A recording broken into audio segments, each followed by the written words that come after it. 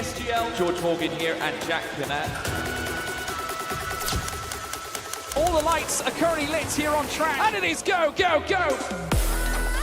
Contact between the Mercedes teammates. Donoso with a crafty manoeuvre up the inside. Masterclass from the Chilean. Crucial championship points on offer here. Do not count out Danny Berezne. Longay has done the job. This is for the win between these two.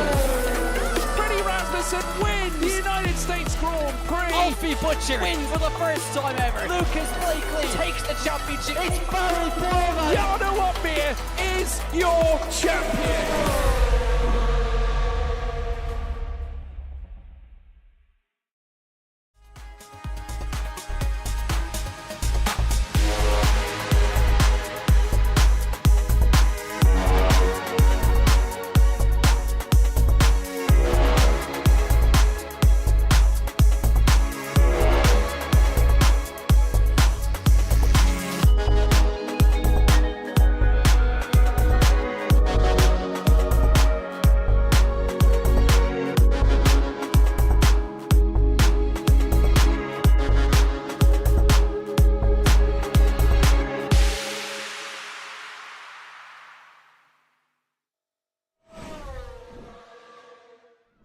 Well, hello. Welcome along once again. It's Thursday evening. We're back for more PSGL action here in PCF2. We've had a break week. We've seen the pinnacle of F1 sim racing. But alas, we're now back to see, but also possibly the pinnacle of F1 sim racing. My name's Tom Knight. Alongside me tonight is Alex Heron. Alex, how are you doing?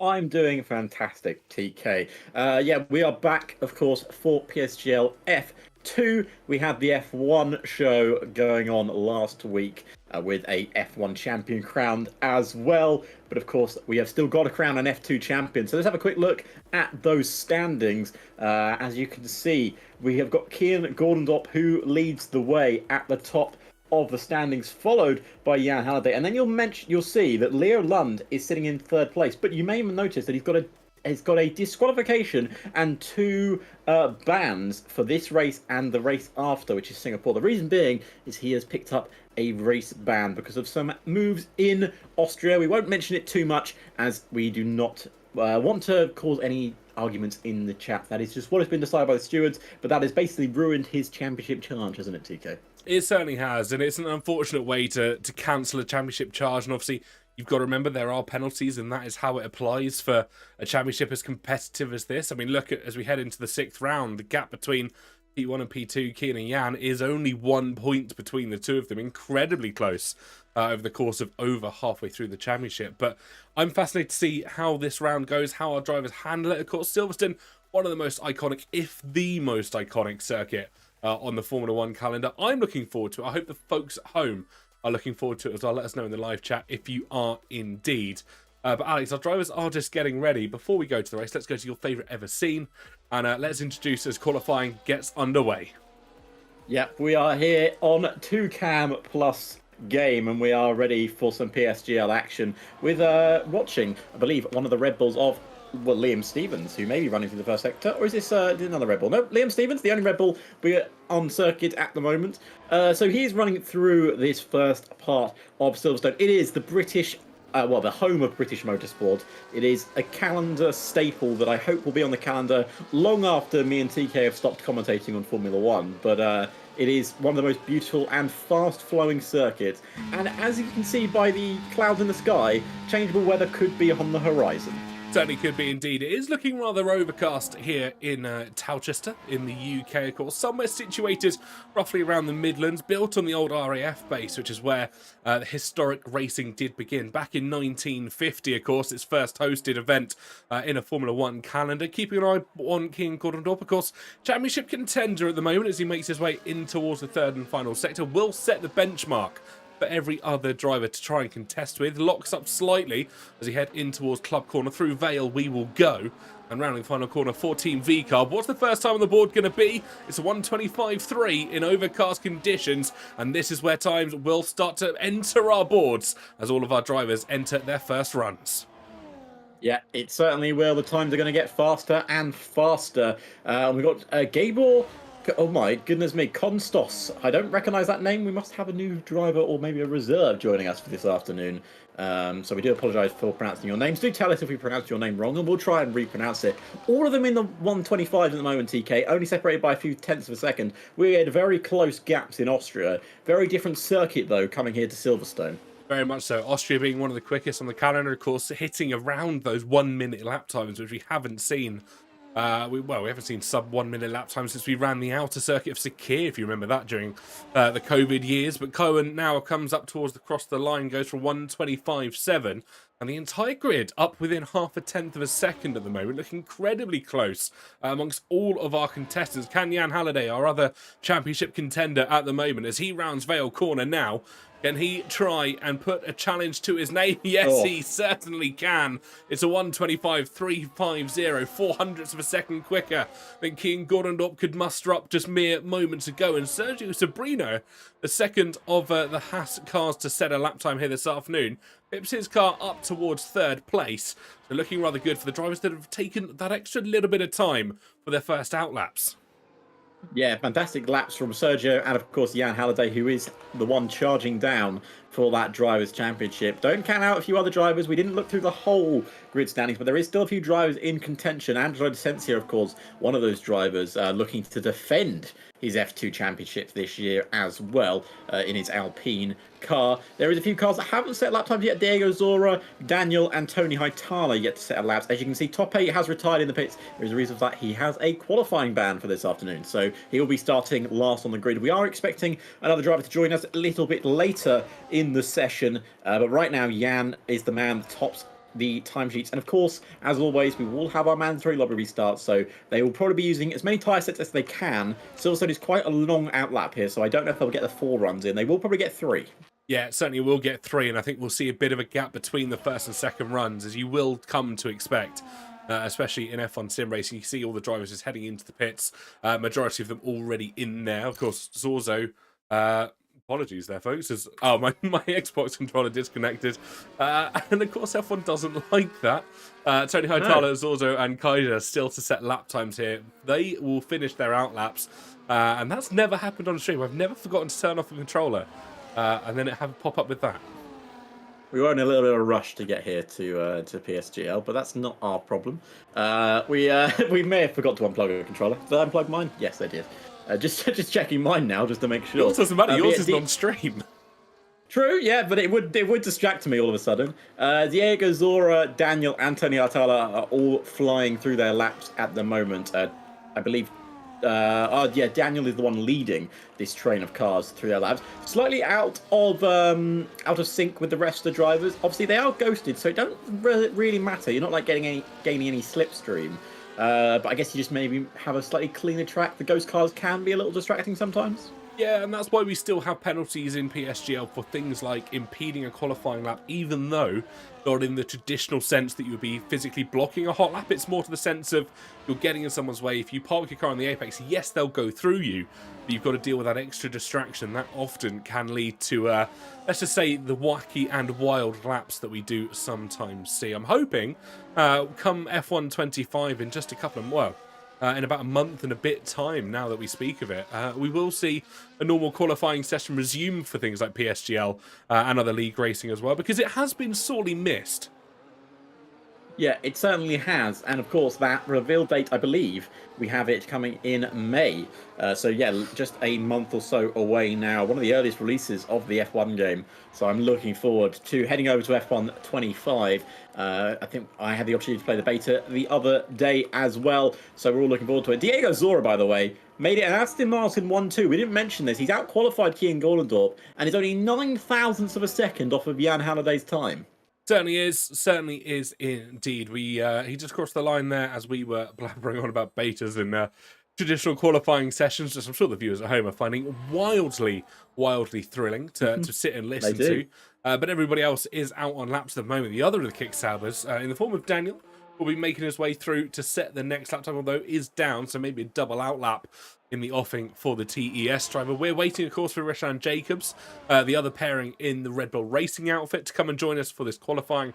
We are being told that he is on his way in the next couple of moments. And that, as the camera just alludes to in the most office-style way, is going to be Daniel cutting the track. Yeah, he doesn't want to get in the way of any of the drivers, so he's decided that he's going to take matters into his own hands. He's got a lot of cars on very fast laps behind him. But yeah, as we were mentioning, so many cars so close to each other in a track like Silverstone is quite incredible because everyone's in the 125s at the moment. No one is outside of that 125 range. And normally we see maybe a driver in the 126s, but no, everyone is there or thereabouts. I believe, just having a quick look at the overall, 5/10 separate the top 17, TK, and less than a tenth separate the top 8. It's absolutely incredible, and there we go. Gaps coming to form. Andrea Dortenzio taking pole position by 1/1000th of a second. The Veloce Academy driver pipping our timing sheets at the moment with 8.5 minutes left on our clock. 10,000th of a second just further down is Zorzo. And then, as you alluded to, top 15 all within half a second of each other. The entire grid, only 525,000th of a second. Ooh. Make that 555 as Riccardo Benzoni makes it a Veloce Academy 1-2 at the moment with a 25-3 to his name. Well, Riccardo Benzoni, we've talked about him many times here in PSGL about on pole position. Doesn't always seem to end the race on pole sometimes, does he, TK? Doesn't seem to win that Grand Prix, but he is a very good qualifier, and he always has been. Certainly has been. One of the best qualifiers, arguably, in the division and probably in PSGL as well. He is so consistent when it comes to putting qualifying laps in. Obviously, that's what drivers practice 9 times out of 10. They'll sit on time trial. They'll try and get the fastest lap they can possibly achieve. Then when it comes to wheel-to-wheel racing, when it comes to the strategy, that's quite often where we'll see drivers have their pitfalls, have their issues, as Rishan Jacobs does make his way in towards the lobby. So that's good news for Team Red Bull, as they will have both drivers participating in the last 7.5 minutes of this qualifying session. Folks at home, let us know not only where you're watching from this afternoon, but your predictions for pole position as well. We've got just over 7 minutes on our clock. And we have got Riccardo Benzoni, Andrea Dortenzio and Jan Halliday making up your top 3. But let us know in the live chat who you're rooting for this afternoon, or at least who your prediction will be for that top spot on the grid. I mean, right now, with 7 minutes to go, as you mentioned, TK, Riccardo Benzoni looking very good on top of the standings. Jan Halliday, on the other hand, is flying on his lap. Let's see what he does in the middle sector. Will it be matching Riccardo Benzoni's? 84 thousandths up, I believe. It's better than Riccardo Benzoni's. Rishan Jacobs takes his seat. And we'll get ready for a flying lap. Jan coming round the final sector now. Just going into Vale and coming into Club. A very tricky set of corners. You've got to nail it, and you've got to get the exit absolutely right as we go into Club and onto the Hamilton straight. Will Jan Halliday set provisional pole here? And you know what? He does. 25.262. But Sergio Sabrino out of nowhere with a 25.223. Wow, fantastic lap from Sergio. I don't think anyone saw that coming. We were so focused on Jan there going quick. Just sneaking up in the background was the Haas car. Now, we have got to keep an eye on a few other cars coming around the final corner. Now, I think King Gordon will be in amongst that pack. Not quite yet, but I think a lot of drivers just going in for their outlaps. Nelson Alves, I believe, is in that outfit just starting one of their flying laps. His teammate, not his teammate, sorry, the other V-carb on the track, Brad Holdham, I believe a new face or a new name, at least for myself here on F2, puts his car P10. Fantastic drive so far. Yeah, certainly good. Yeah, 2 new names I don't recognise. Very close to each other, I should say. Brad Holdham and Gabor, as I'm going to call them. Gabor? I think it's Gabor. Yeah, Gabor. Gabor. Yeah. I'm not going to try and pronounce the second name because I will just embarrass myself. Gabor there in P9. I thought I saw a little bit of rain there, but I was mistaken.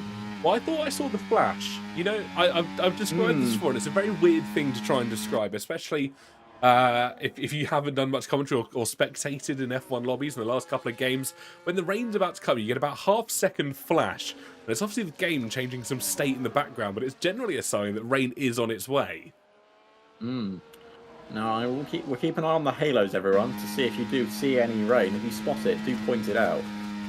Right now, I can't see any.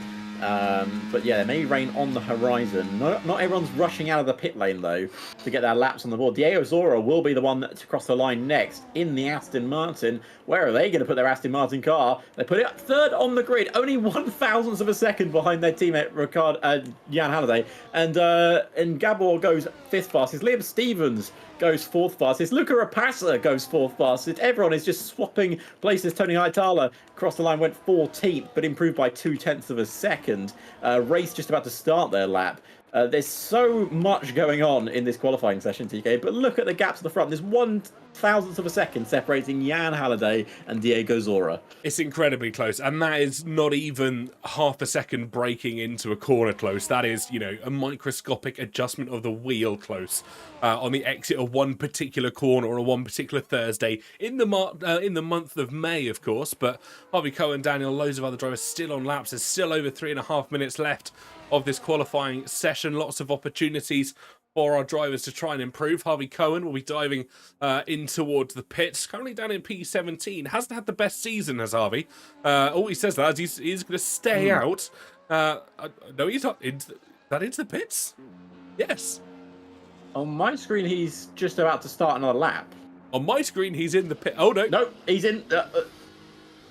He's in the pits now for me. Yeah, there we go. That's well, ladies and gentlemen, that was interesting. Let's move on. Yeah, moving forward from that.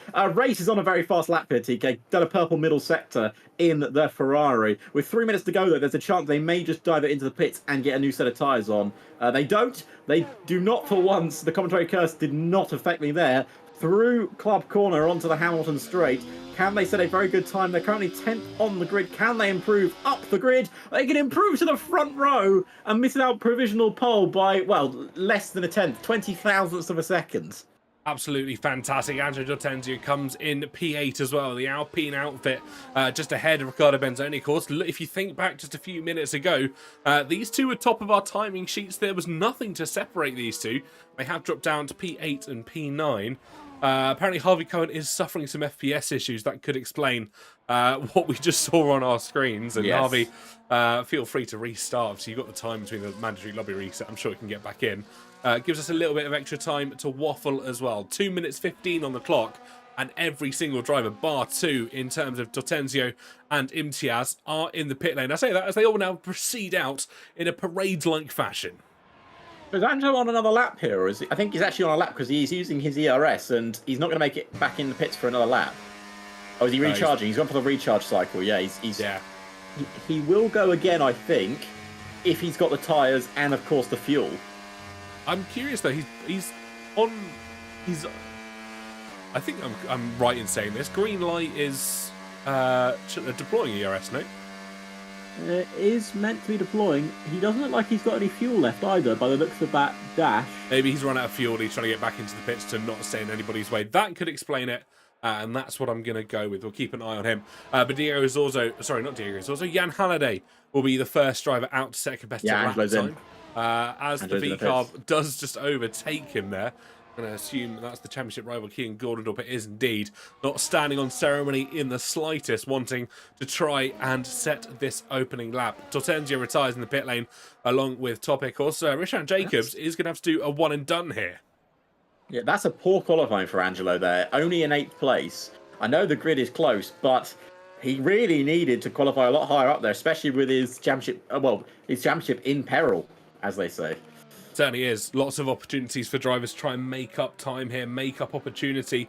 And it is going to be a waiting game and see how they all progress and develop through the course of this qualifying. Gordondorp will kick us off, though, with 35 seconds left on the qualifying clock. Don't forget, folks at home, to get your predictions in the live chat for who you think is going to take pole position here this afternoon. Will it be Sabrino? Will it be someone else entirely? Let us know where your head is at.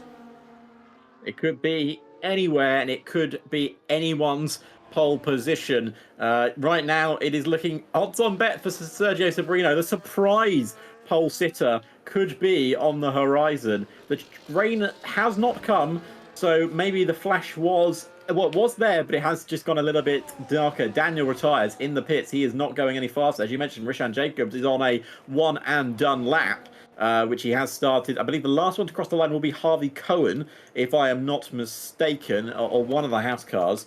Yeah, it will be Harvey Cohen, who is on an improvement lap. There is a couple of drivers improving. Gabriel Quintino, 12 thousandths in the middle sector, which normally would not be an improvement. The sun is coming out, TK. Maybe the flash was saying that the rain was going away and the sun was on the horizon. Gabriel Quintino through the final sector here. Where can he put his Ferrari car? Can he get himself anywhere near that front row with his teammate? He can only go 10th fastest.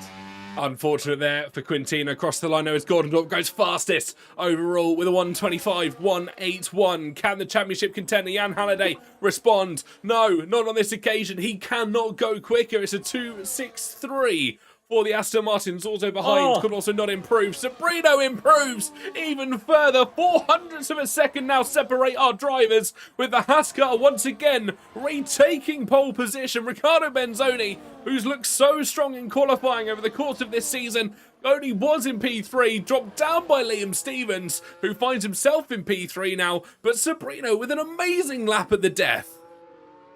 Certainly a cracking lap, as actually Harvey Cohen managed to go 12th on his final run of the session. I mean, it was a cracking qualifying session. Rishan Jacobs only 13th, but Sergio Sabrino, Kian Gordondorp, and Liam Stevens, a front three to remember, with Angelo Desencio down in only 11th place. He's got a lot of work to do to catch up this grid. But yeah, Diego Zora and Jan Halliday, who were looking the pace setters in the early part of qualifying, only 6th and 7th, and the entire grid, TK, separated by 0.3 of a second. The top 12 separated by a 10th. Yeah, it's been so close all amongst this qualifying session. Sergio taking pole position, of course, and he will be very happy with that result for himself. We'll run through the complete order, well, right now, exactly, as you say that. Sergio Sabrino takes the top spot alongside Keane Gordondorp. They'll line up on row 1 of the grid. Stevens and Benzoni will line up on row 2, 3rd and 4th amongst themselves. Imtiaz and Halliday, Zorzo and Tulki, Rapasa and Santos, I'm going to assume that's how you pronounce it, as your top 10. And then we have Totenzio, Cohen, Jacobs, Quintino, Alves, Holdham, Haitala, Kaiser and Tope as your top 19. Shout out to Rishan Jacobs, who only did one run and did start from P13 on the grid. Yeah, I mean, that is a cracking lap to put himself 13th place, considering he only had that one lap. But yeah, surprise Sergio Sabrino. I mean, Sergio is not a slow driver. We've seen it before. You know, we shouldn't really be surprised. But, you know, with the amount of quality we have, especially in a qualifying trim, especially Riccardo Benzoni, who we normally expect to be up on that pole position, it's a surprise to see Sergio up there. But I'm very much looking forward to that. Is a front three to look forward to, especially with Angelo charging his way through the field from 11th, because he will be very much fuming with that qualifying session. Yeah, I think he certainly will be. Lots of opportunity left in that car, and I think there was lots of opportunity potentially left on the track as well. Of course, we now go to our mandatory lobby reset. Excuse me. And we have got a couple of things to talk about. It's one of those afternoons where everything seems to be going ever so slightly wrong. Before we go to our usual middle segment, obviously we didn't get an opportunity to talk about this before the race started, so I want to just have a look at how our last race standings lined up. And of course, if you look here, it was a fantastic win in the end for Kian.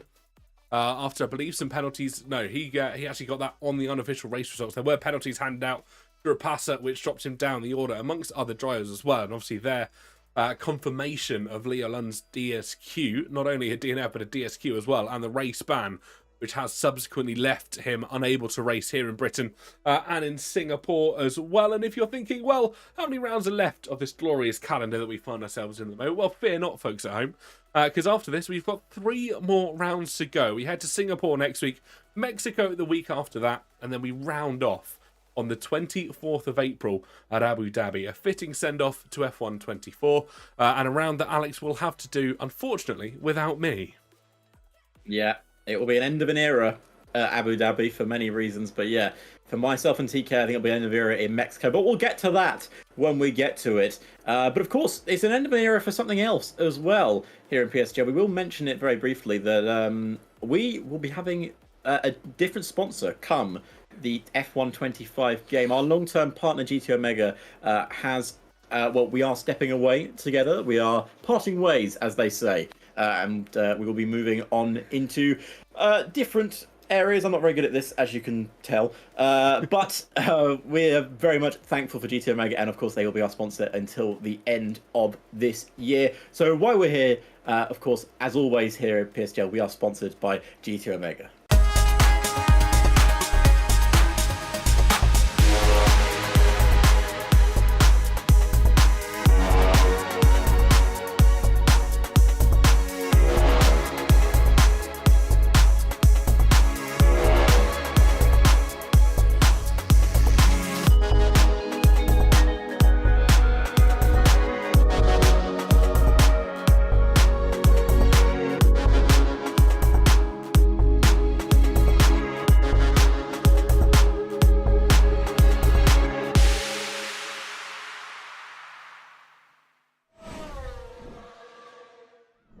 Well, as always, thanks to our very long-term partner at GT Omega. It's been a fantastic couple of years. Obviously, I can't really speak to the history behind it. I only came in at the start of season 37. I'm still a relative newbie, and I only started here with PSGL at the start of the F124 game, so I haven't experienced much else.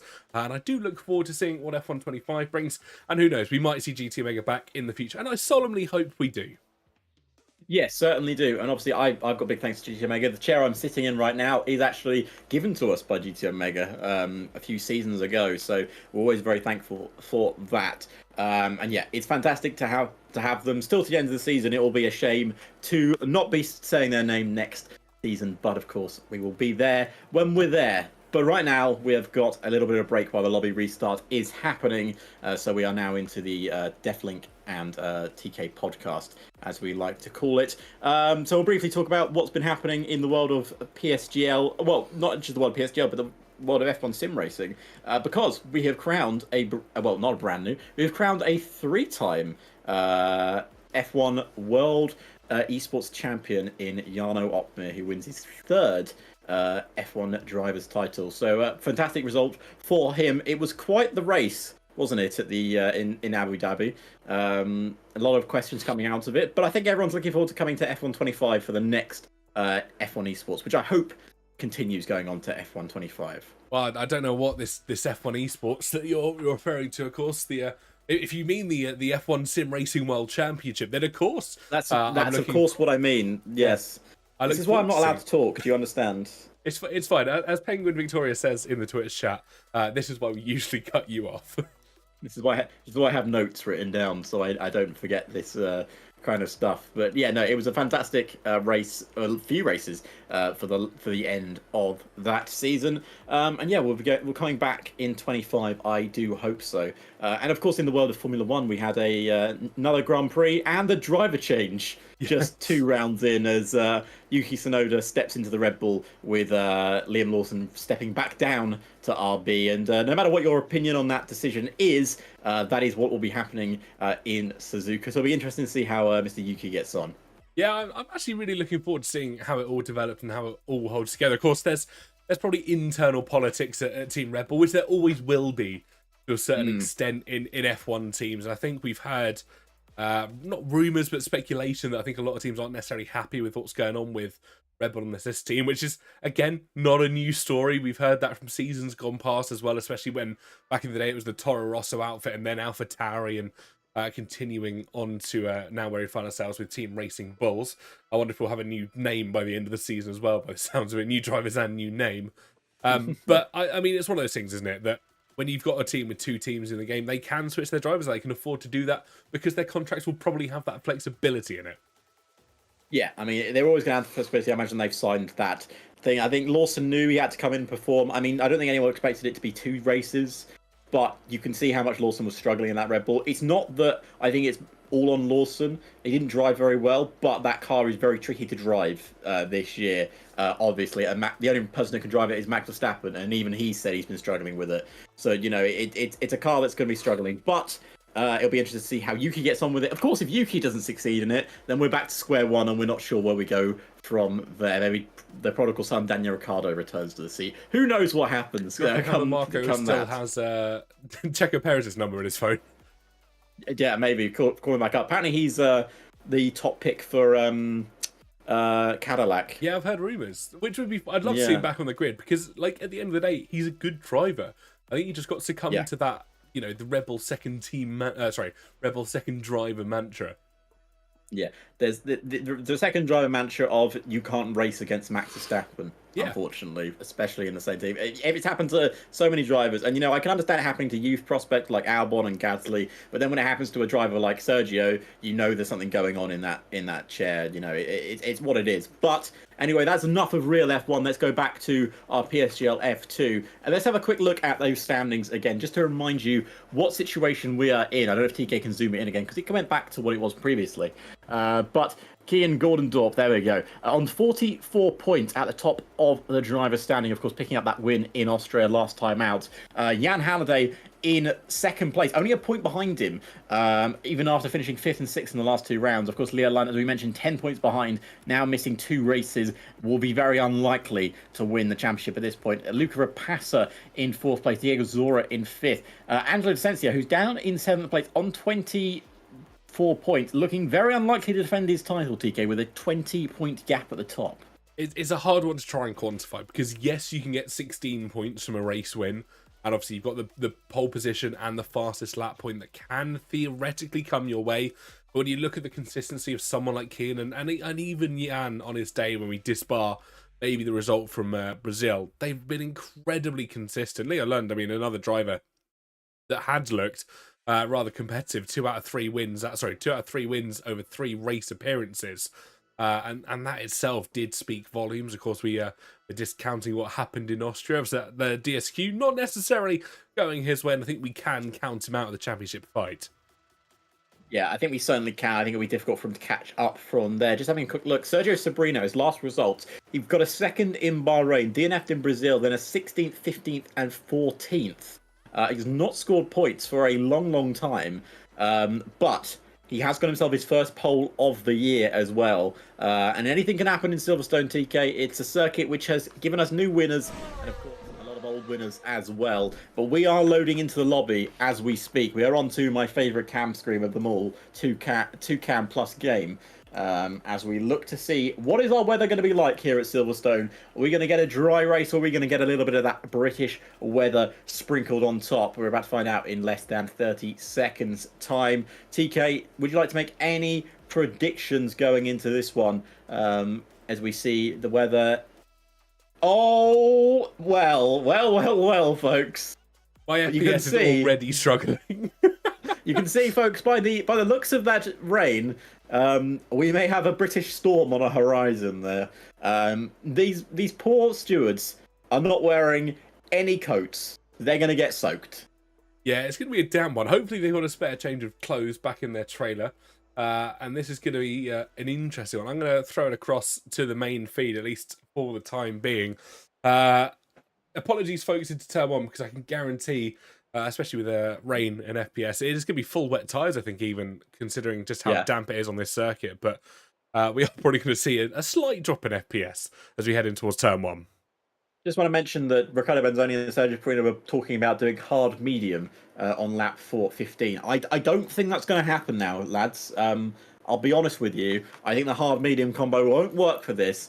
But are we going to see a driver maybe try and go with a full stretch on a full set of wet tyres? That would be interesting. I imagine we're going to get safety cars. Red flags are not on, so do not expect red flags this afternoon. So I am very much looking forward to this Grand Prix. Rain always spices it up here in Silverstone, as everyone is trying to get to their engineer and their strategy as well. Yeah, certainly are indeed. Apologies for the brief drop in audio there. I'm not sure if that was my side or Alex's side, but alas, we are. It's mine. Oh, it was I was trying to load up my notes. I was trying to load up my notes page. Because I have my thing written down. But how many notes do you have for a wet circuit here, Alex? It's damp. That's the note I've written down. Damp. That's don't drive too fast, or you might crash. But yeah, I'm very much looking forward to this. 19 drivers about to take the ultimate test of bravery. Of course, we remember we've had PSGL wet races in real life 2008 around Silverstone Great Lakes Penguin. I always keep them up to date. Yeah, Silverstone 2008. Of course, that fantastic win by Lewis Hamilton in that torrential rain they had around Silverstone. That was when the circuit was a little bit different as well. But these drivers will not have the access of DRS. They will only be able to use their ERS unless, of course, it dries up. But right now, it's not looking like it's going to dry up. So, ladies and gentlemen, the lights are on.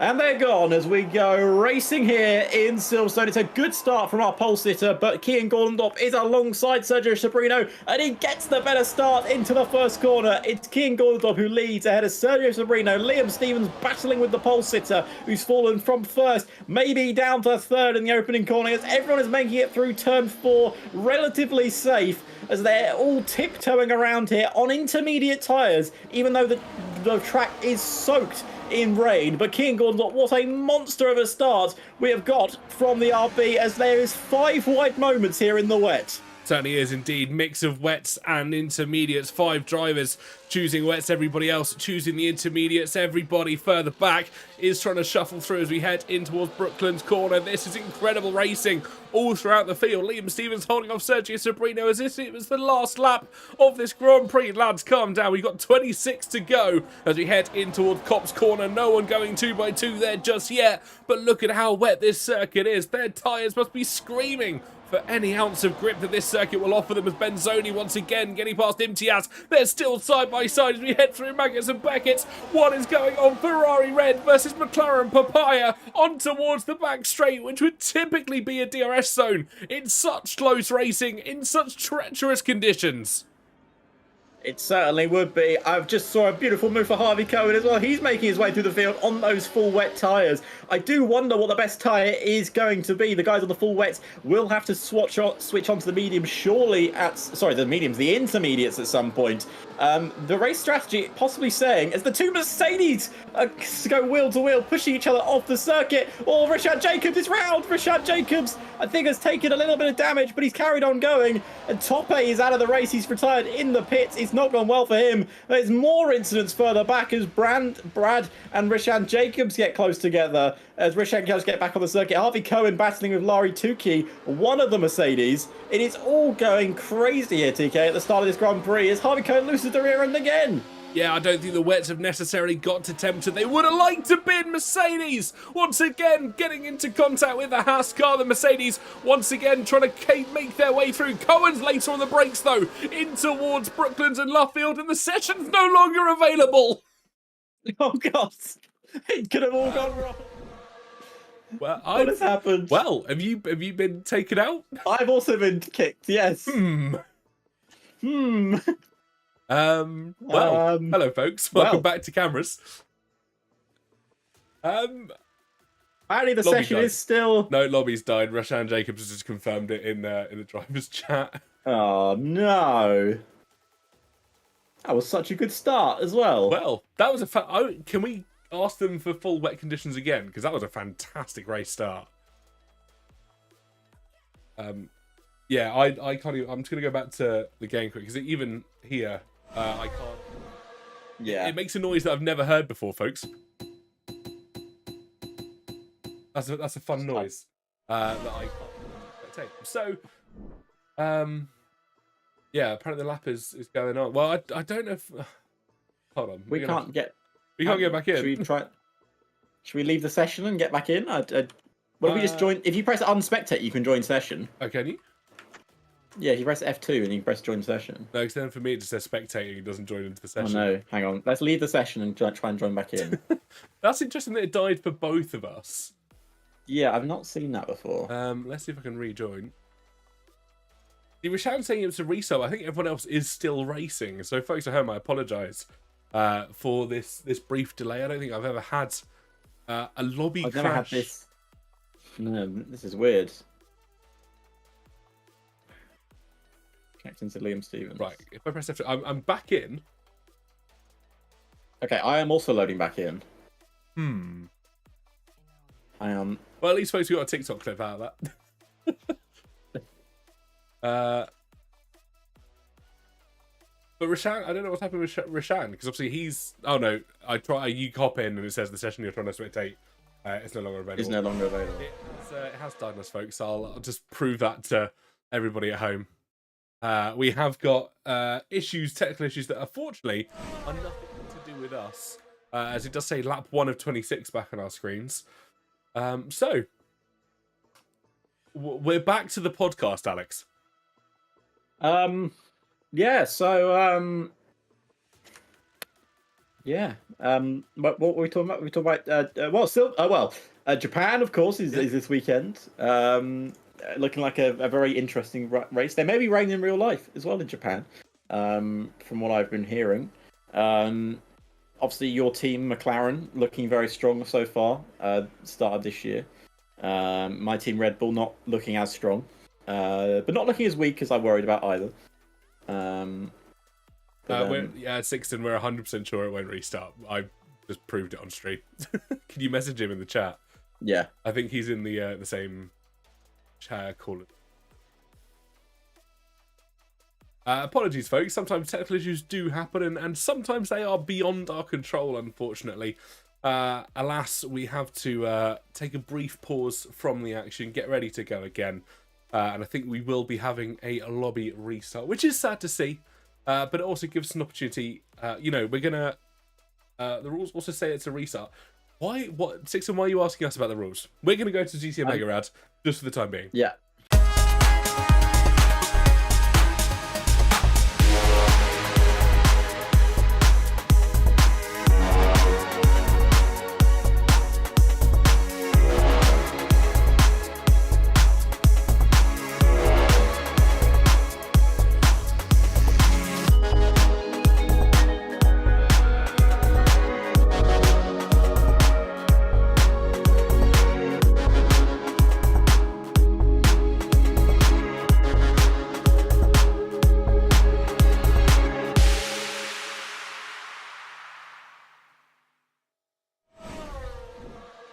Well, folks, apologies for the technical delays. We are still waiting on confirmation as to what's going on. At least to our confusion, or to our knowledge, the race is going on in the background, but we can't do anything to get in. So, I mean, the longer this goes on, the more restart they are inevitably delaying.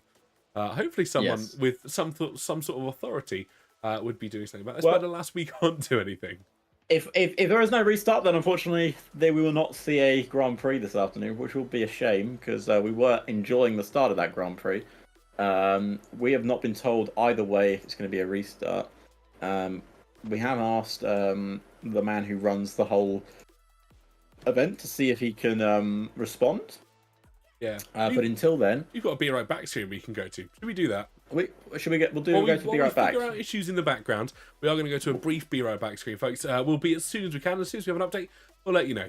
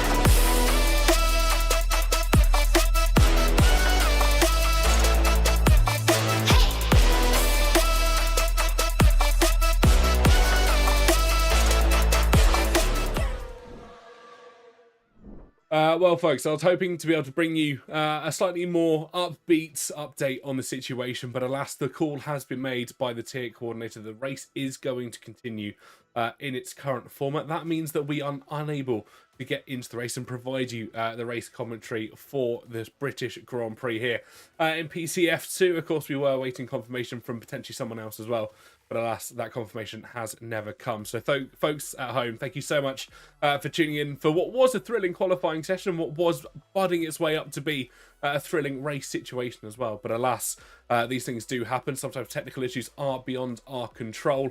Do go check out F4. They are still racing at the moment. They will have a fantastic British Grand Prix for you this afternoon. But from us here in the F2 commentary box, thank you so much for tuning in. I've been Tom Knight. Alex has been Alex. Good night and God bless.